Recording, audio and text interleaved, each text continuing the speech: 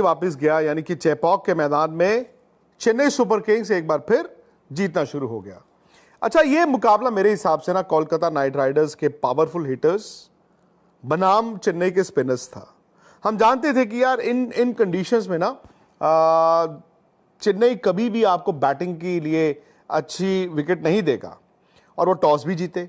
Toss इसलिए जरूरी था क्योंकि विकेट स्लो रहेगा, लो रहेगा, लेकिन शाम को जब ओस पड़ेगी तो बैटिंग थोड़ी सी बेहतर होगी, और वो थोड़ी सी बेहतर कंडीशंस के लिए चेन्नई ने जबरदस्त जीत हासिल की है। अब बस सवाल यह है कि कोलकाता की पहली हार है। I don't think they should be worried, because बड़ी टीम हो छोटी टीम हो, आप जितनी भी अच्छी टीम हो, आपको कभी ना कभी एक आधा मैच हारना है, और कोलकाता जानता है कि उसने आज खराब खेला, अच्छी टीम से हारे हैं। कोई मुझे नहीं लगता कि फिक्र की बात होनी चाहिए, बट कोलकाता की आज ना अप्रोच को देखकर हम थोड़ा दंग रहे। मतलब उस टीम ने 5 में 50 लगा दिए थे बोर्ड पे, 1 विकेट के नुकसान पर। जब आपको लग रहा है कि विकेट थोड़ा स्लो है, आप समझ ही जाते हैं, लेकिन अगर आपने 5 में 50 लगा दिए तो यार ऐसा नहीं हो सकता कि आप 137 पर फिनिश करते हो, और 137 में फिनिश करते हो, आप एंड तक बैटिंग करते हो। लेकिन आपको यह भी समझना होगा कि इस टीम में जब T20 में आप फंस रहे होते हैं तो आप ना वो गेम पास लेके जाना, चलो उतने रन बोर्ड पर लगा दें। उतने रन बोर्ड पे क्या होता है कि सामने वाली टीम बैटिंग करने आती है, जैसे चेन्नई आया, आहिस्ता आहिस्ता और फिर आराम से मैच जीत जाती है, जो चेन्नई ने किया।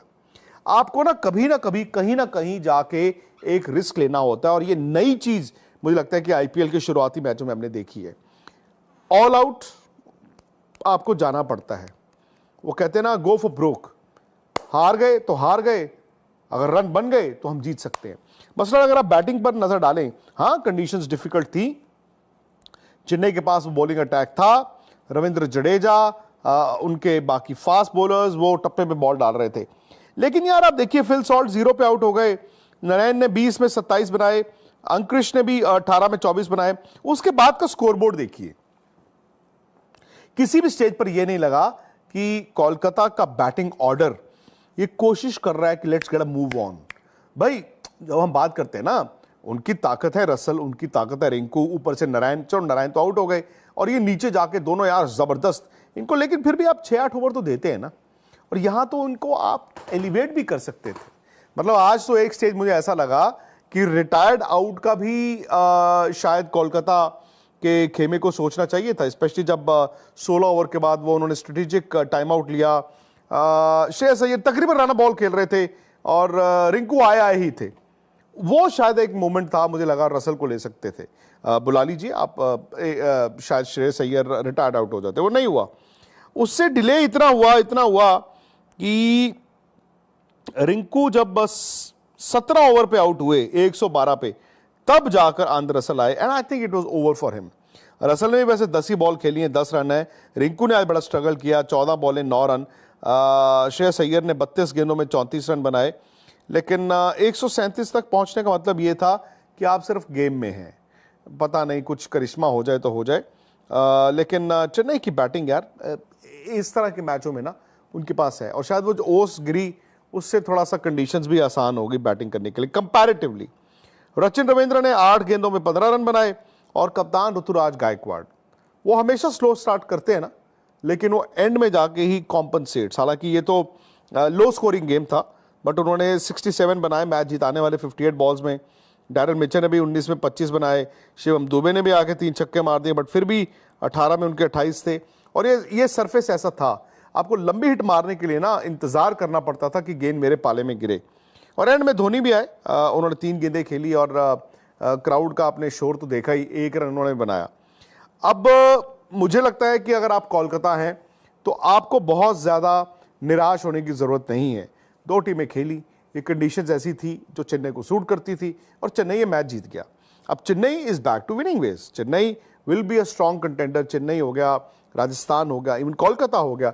आई थिंक ये 3 टीमें ना आपकी टॉप 4 की दौड़ में बनी रहेंगी। अब लड़ाई ज़्यादा मुझे लगता है कि चौथी जगह के लिए हो सकती है, अनलेस एंड अनटिल ये तीनों टीमें खराब खेलना शुरू करें, जिसके शायद चांसेस थोड़े कम हैं, बिकॉज कोलकाता एक्चुअली ना बड़ी अच्छी टीम है।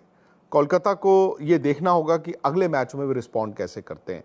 खैर अब आईपीएल वहां पहुंच गया जहां पे, जैसे मैंने कहा कि आप मैं ये तो नहीं कहूंगा कि हाफ ए स्टेज, 3 फेजेस में शायद लीग होती है, शुरुआती, बीच के और फिर लीग के लास्ट मैचेस।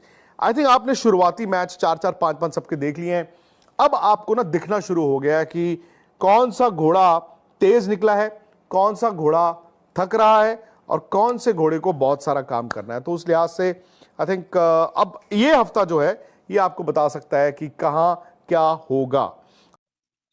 जी हाँ फ्रेंड्स, अभी आप देख रहे थे इंडियन मीडिया का रिएक्शन। क्लास सर ने बोला कि केकेआर के हार्ड हिटर के लिए सबक है, क्योंकि जिस तरह से चेन्नई वहां की पिच बनाया और केकेआर के बल्लेबाजों को फंसाने में कोई कसर नहीं छोड़ी। लेकिन जिस तरह से भी हो, मैच काफी रोमांचक स्थिति में पहुंच सकता था, लेकिन केकेआर के बल्लेबाज पिच को सही से समझ नहीं पाए, क्योंकि जब 6 ओवरों में 50 रन के ऊपर स्कोर लगता है तो वहां से बल्लेबाजों को संभल कर खेलना चाहिए था और एक अच्छा स्कोर बना सकते। लेकिन चेन्नई के जाल में केकेआर के बल्लेबाज फंसते चले गए और उनकी सबसे बड़ी नाकामी ये रही कि उनके जो स्टार बल्लेबाज हिटर थे उन्हें जल्दी इस ग्राउंड में आने का मौका नहीं मिला और वो हार्ड हिटर करने के चक्कर में उनके रन भी नहीं बन पाए।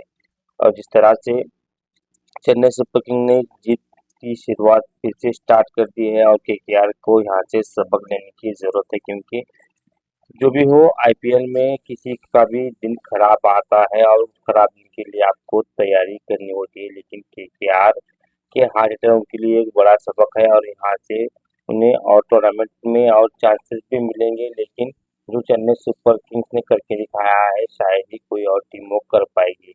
और जिस तरह से ऋतुराज गायकवाड़ ने कैप्टनशिप भी की है और अच्छी बल्लेबाजी भी की है और अपनी टीम को मैच जिता कर लेके ये उनके लिए सबसे बड़ा प्लस पॉइंट है। और केकेआर के जो हार्ड हिटर बल्लेबाज थे उन्हें एक सबक भी सिखा के गए, क्योंकि पिच का अगर आपको अंदाजा ना हो तो इस तरह की धुआंधार बल्लेबाजी हर पिच पर आप नहीं कर सकते।